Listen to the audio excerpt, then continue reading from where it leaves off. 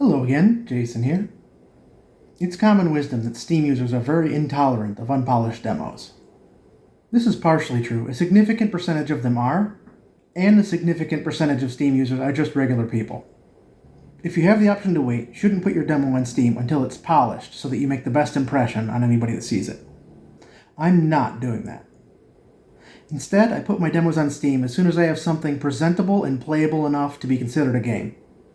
There are a few reasons for this. I'm building 3D games with lots of content, so the file size is far too big for itch.io's file limit. My first few games had demos released on itch.io, but that's not really an option anymore. I also don't have a big enough playtesting group to get good data. That's temporary, but it's the stage where I'm at. The biggest factor is that I don't have a place to reach people reliably, and I only have 2 friends that really play games. I did just create a Discord, and right now it has 1 user.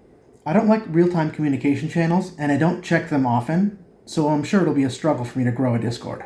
But go ahead and sign up if you want. There's a link in the description. I'm more of a writer, so maybe growing an email list would make more sense. Yet another skill to learn. Maybe I'll stop releasing demos too early sometime in the future when I can run proper, decent-sized playtests.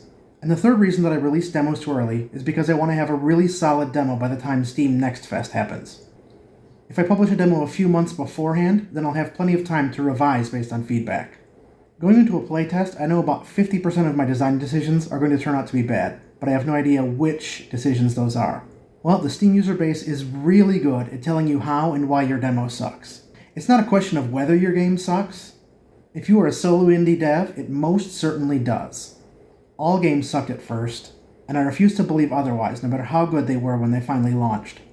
The important thing is finding out why your game sucks early enough to do something about it. The earlier the better. By launching your demo too early, you'll probably alienate users who expect AAA quality from an indie developer. This is probably good in the long run because you'll weed out some of the people who will buy and refund or just leave negative reviews.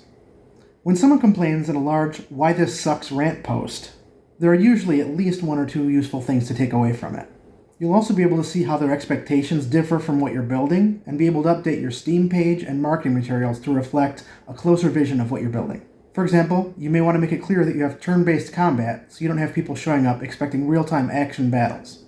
You might even convert your complainers into fans after a few updates. I wouldn't count on it, but it's been known to happen. You'll also engage a few people who like the idea of what you're doing, but don't think it's quite there yet. These people can turn into fans if things progress well. If not, their feedback is still valuable. Most of the people who see your game won't try the demo, nor will they remember it.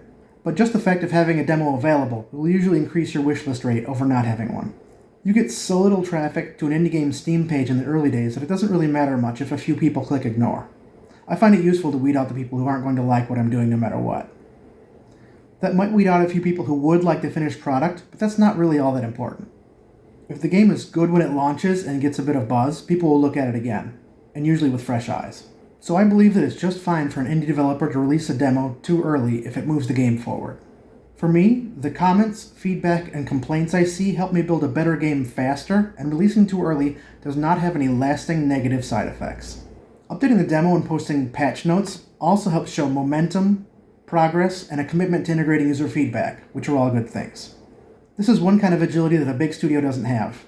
They can't risk their reputation.